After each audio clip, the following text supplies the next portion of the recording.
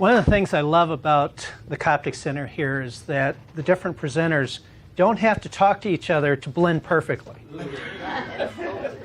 What Rose brought up with the Hamid Bey lessons, if she wasn't so well presented, I would have swore she was reading my notes back there. But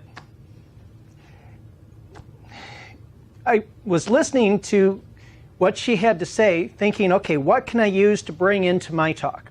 But there were so many different things that I lost track. But one thing I do want to start with is the same thing she was starting with, that there's so many things that are happening in the world today that when we go to try to solve a problem, we can't just go back to what we did before because it's almost always a new problem. It's a new set of circumstances. It's different people that are involved. It may be that we have a new understanding that we're bringing into it. And so it's almost like every single day we're starting over again. And yes, we can bring some things in from the past, but we also have to respond to the situation as it is because it's always going to be a little bit different. The other thing that she brought up that I really want to stress is that there are so many competing ideas. There are so many experts who will tell you, well, this is what you have to do, and these are the steps you have to follow, and this is the only way it will work. And you talk to 3 different experts, and they all tell you something different. In fact, it reminds me of an old joke. A man with a watch knows what time it is. A man with 2 watches isn't so sure.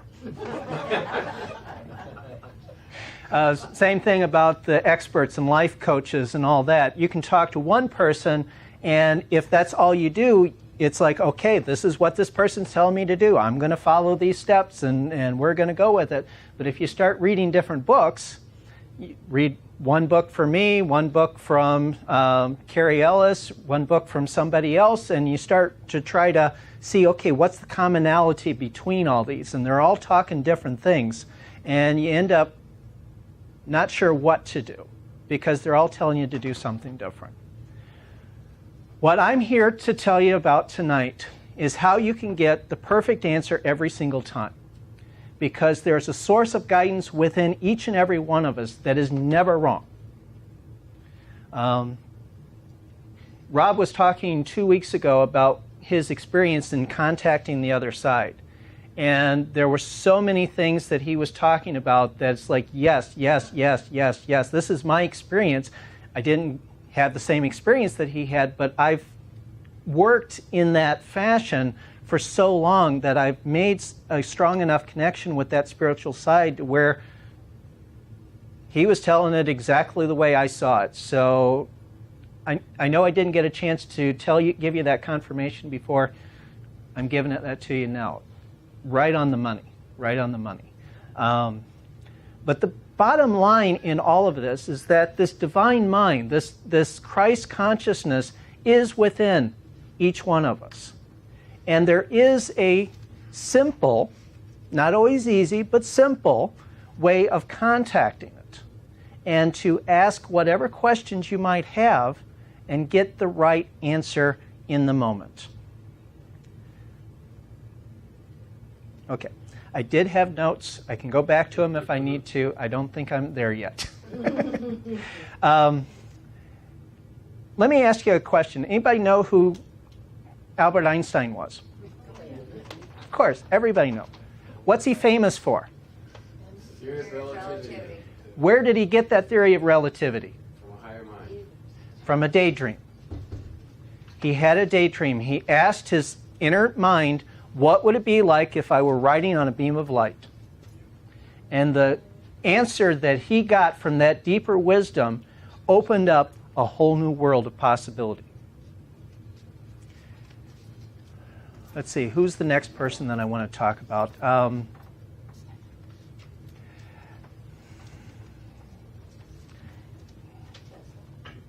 don't know. There's a lot of people. We were singing Beatles song.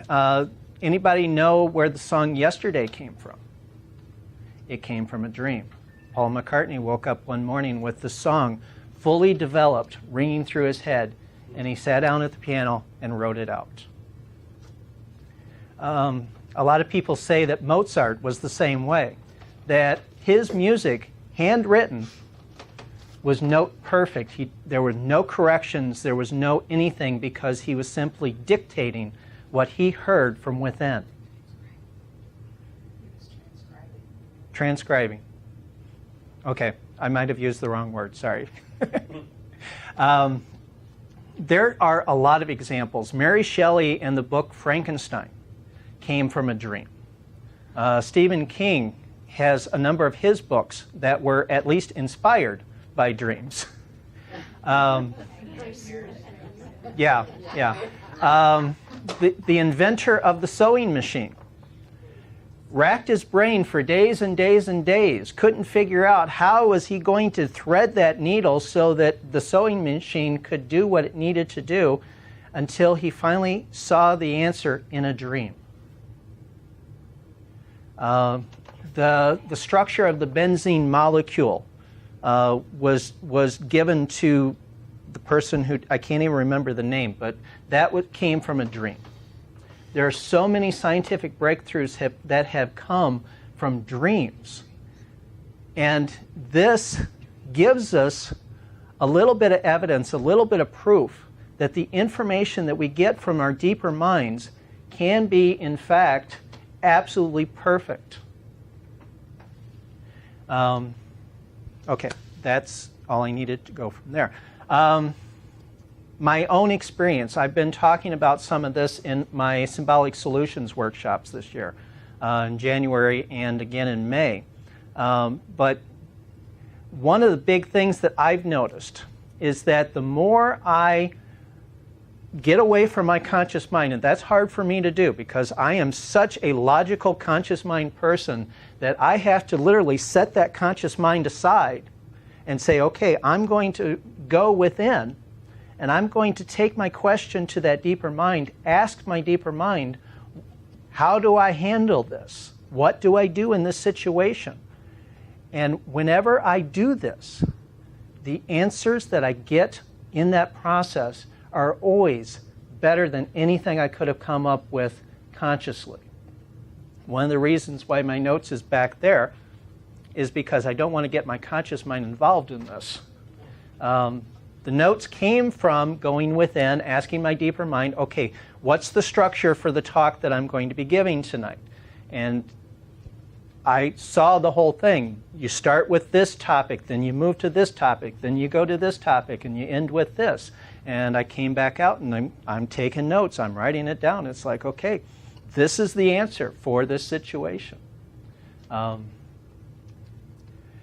other thing, I do remember one thing that I forgot in my introduction. The reason for going through all this is because another thing that Rose mentioned, we are so busy in our world today. We are trying to do so many different things. And if we do listen to all these different experts telling us, do this, try this, do this, and even not only the experts, but sometimes our friends and family will say, well, this is what you should do here. And it may be something they have experience with. It may be something they have no clue about, but they're going to give you information anyways. The problem is that there are so many different things that we want to do in our lives, things that we have to do, things that we want to do. And if we have any chance whatsoever of actually enjoying life, there are certain things that we have to get done and out of the way. And if we're spending all of our time trying this idea, well, that didn't work. Trying this idea, well, that didn't work. Trying this idea, that didn't work. Trying something else and eventually finding something that works. I remember reading where some of the top executives in the Fortune 500 companies will say that as long as they're right 51% of the time, they're good. They're happy with that. Because that 51%, that extra 1 or 2% that leans them in that direction, they figure as long as they're doing enough things, that 1% is going to move them in the right direction. It's kind of like banks and their compound interest. That's why banks are so rich, because they charge that little extra percentage on the loans. But again, it's like with a lot of marketers. I'm in a marketing field, publishing online website stuff, And a lot of marketers will talk about how they will do 10 different projects in a year. And if 3 of them are even halfway successful, they're happy with that.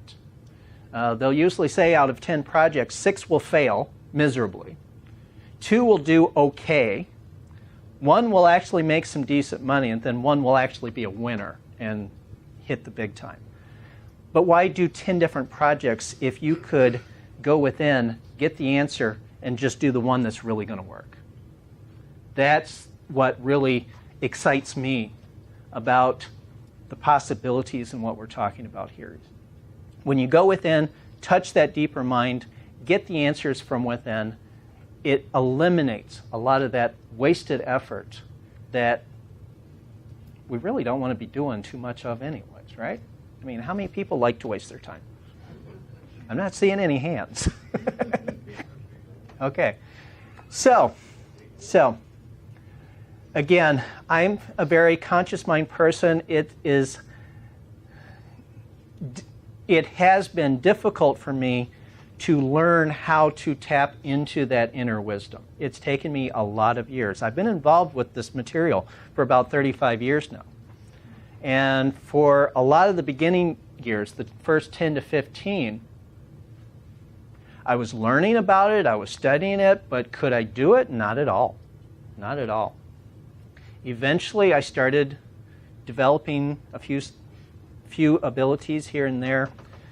I'm going to skip all that whole section because you don't really need to know that. It's not all that important. The bottom line is that after all that time, after 35 years, I think I finally found something that works for the conscious mind thinker. And that's the tough one. I mean, there's a lot of people here that I know who are very intuitive, you're very emotional, and it's a lot easier for you to tap into that deeper wisdom.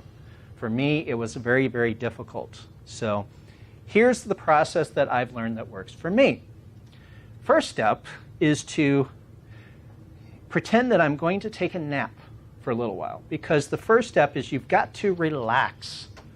And by relax, I don't mean just shut down the radio, turn off the TV, put away the books, and sit down. That's just the bare beginning of relaxation.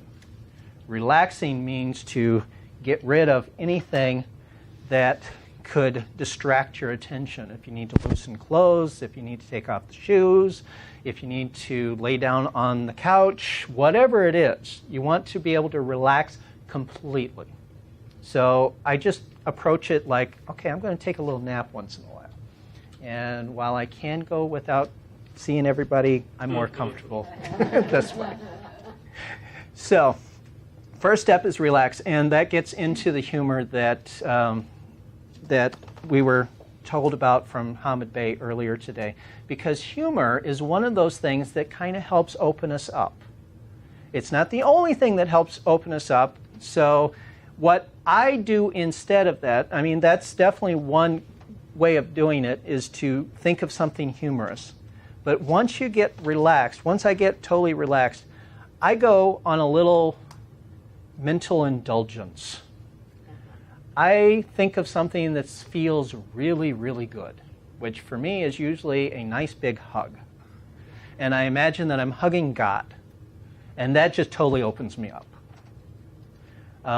You were giving some examples in your talk about to describe what it feels like on that other side, to imagine the best meal you've ever had, to imagine all the wonderful experiences that you've ever had in your life, the best of the best, and combine them all into one. And if you can imagine feeling that good, that type of an indulgence, it does 2 things for you. First of all, it helps you relax even further, and it helps you open up those deeper levels of the mind so that your conscious mind can go down deep into that subconscious mind, which is where you need to go to tap into the superconscious mind. Again, she was reading off my notes because that's a very key word. Psychologists say we have 3 levels of mind: conscious mind, subconscious mind, superconscious mind, which confused me for a long time because I thought super meant above. So conscious mind here, subconscious mind here, superconscious mind there. Well, it's not quite that way, because super just means more powerful. Conscious mind here, subconscious mind here, superconscious mind down here. You've got to go through the subconscious to get to that superconscious. Got to go through the subconscious to get to the superconscious. You've got to go within to tap into the mind of God. So the further you can go within yourself, the better. That's why I'm spending so much time here talking about relaxing as deeply as you can. It is so, so critically important. Once you are as completely relaxed as you possibly can be, the next step in tapping into that guidance to activate that GPS, as we were talking about, that will guide you, turn here, turn there, slow down, stop, giving you all those little directions on how to get to where you want to go. Once you have relaxed and opened things up within yourself, the next thing is to use your imagination to define, what is it that I want to accomplish? What is my goal? What is my target?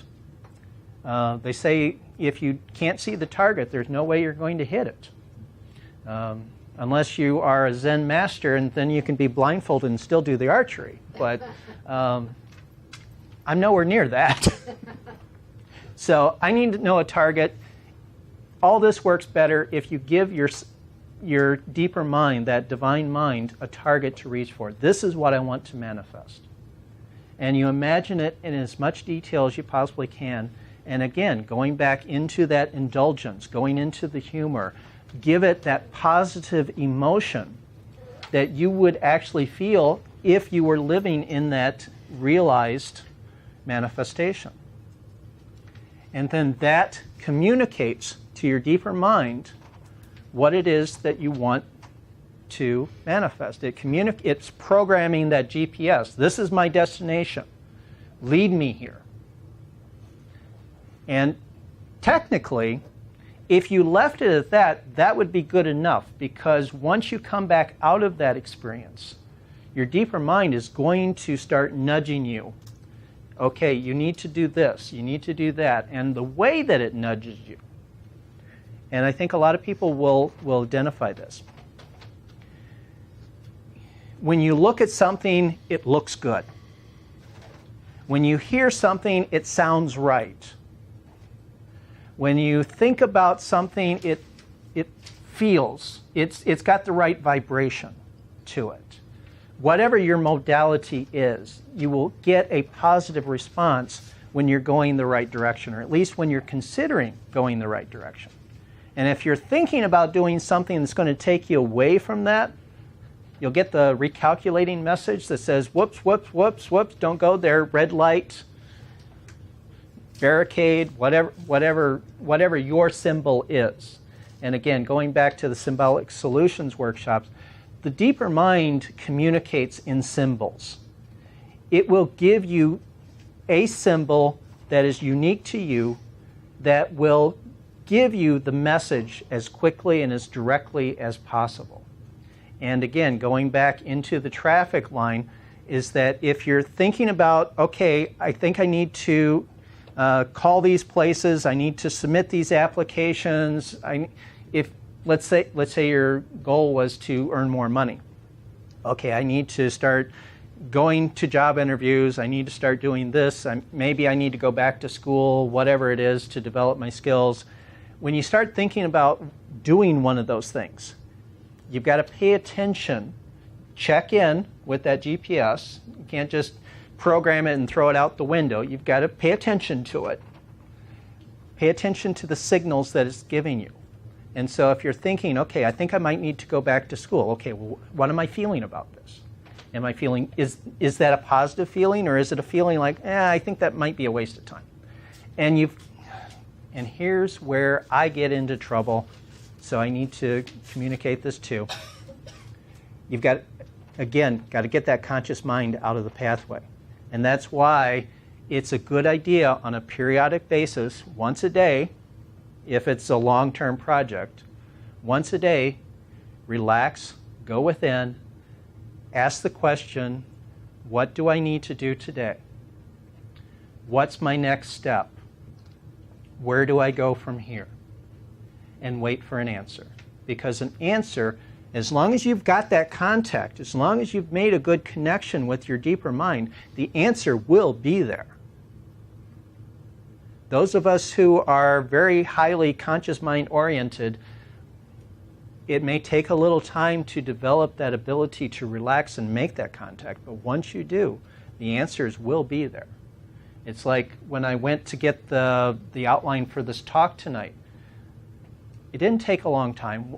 Now that I have developed the ability to relax, I sit down, I go through my process, 5 minutes later, I'm there. And I can ask for the information, and I can get the answer, and I can come back out, and it's like, okay, good. Now I've got my next step. This is what I need to do. And I can ignore all the other experts that are out there telling me to do something different. So, how many people would like to go through an example of this process? Okay, let's go ahead and shut down the lights, and we'll walk this through. So, again, first step, relax. And I know for me, taking a nice deep breath is one good way to relax. Sometimes I need to stretch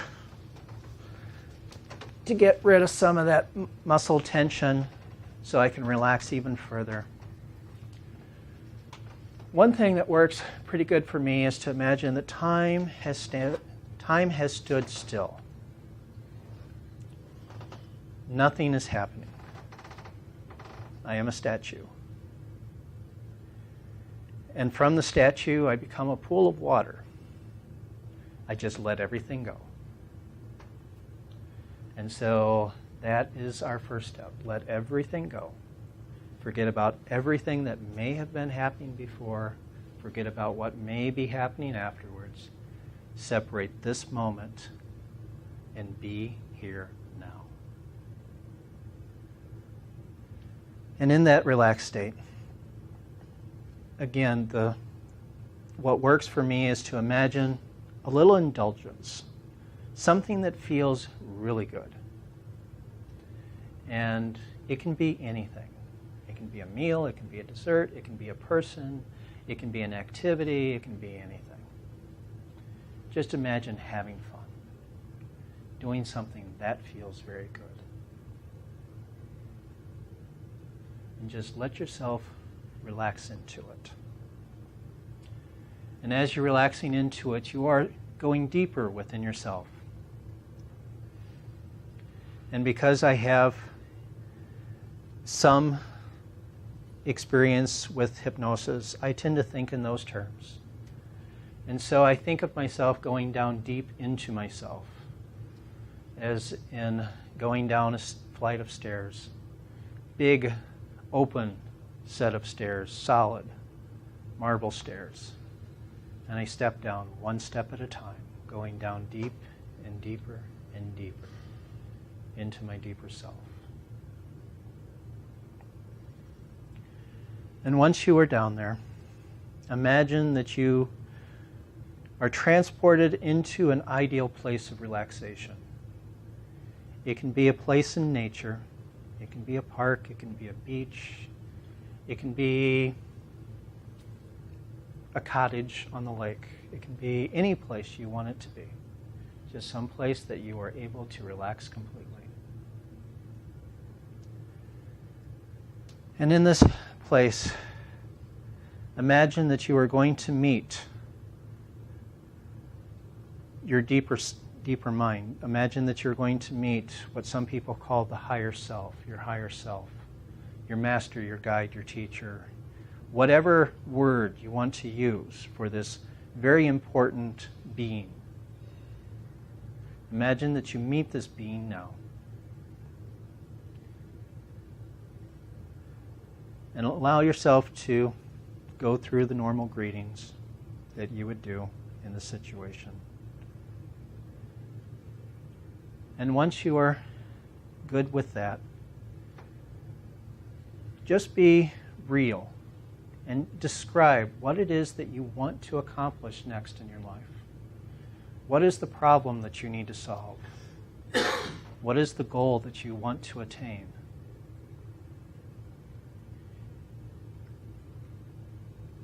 You don't have to talk about what you've tried because this grand being already knows what you've tried.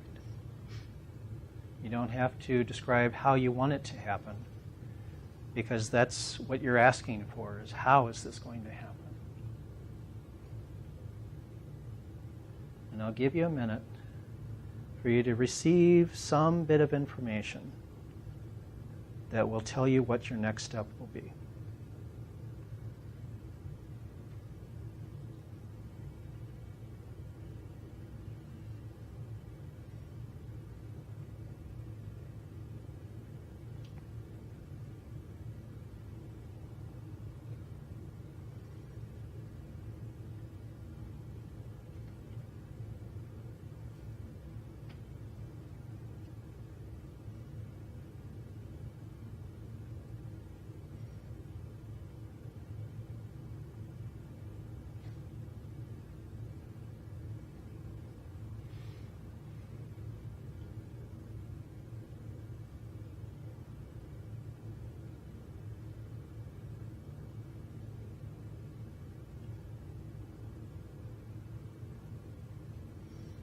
One other thing that you can do is you can ask this divine being within to give you a symbol that you can use while in the conscious level that will help you reconnect to this wisdom.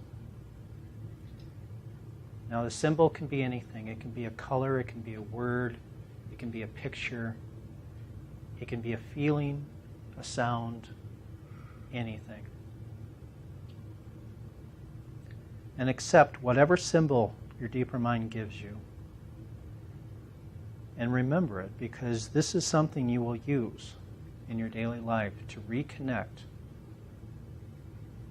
to this wisdom so that you can continue to get guidance step by step until you reach the goal. And so at this point, we're going to go ahead and thank our deeper mind, thank the divine mind within for the help that it has given you. Knowing, obviously, that you can return at any time. And so now we will come back into the room, into your body. Take a deep breath to bring the life back up and get the energy going again. And when you are ready, you may open your eyes.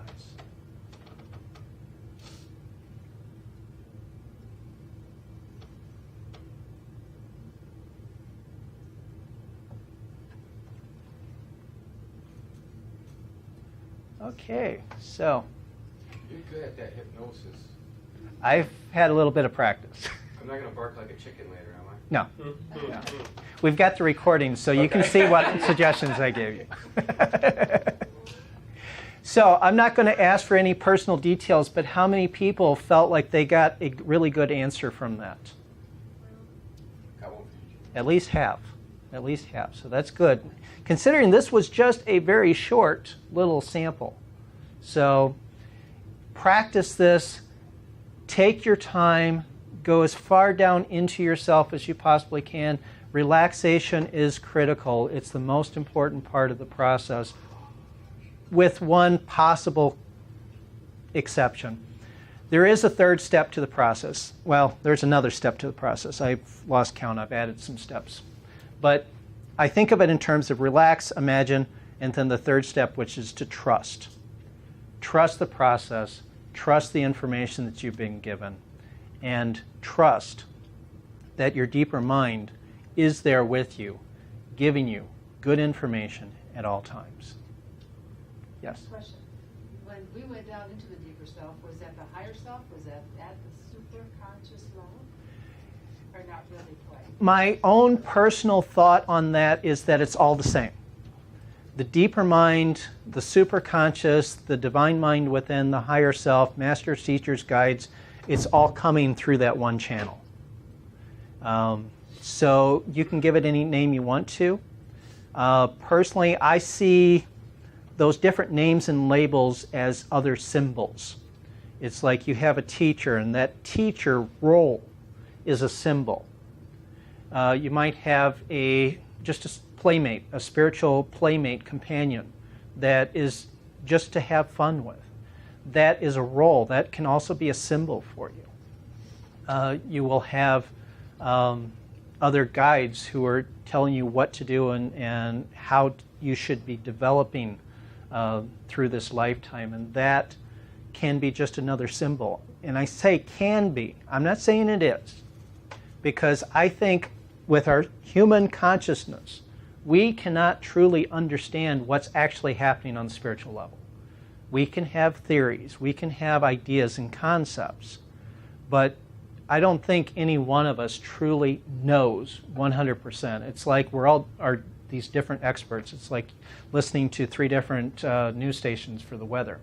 It's like, again, you listen to one, you know what the weather's going to be. You listen to 2 or 3, and you're not so sure. So that's pretty much all I have for you right now, and I thank you, and I encourage you to keep working on this. I think we have another question? No? Okay. Thank you.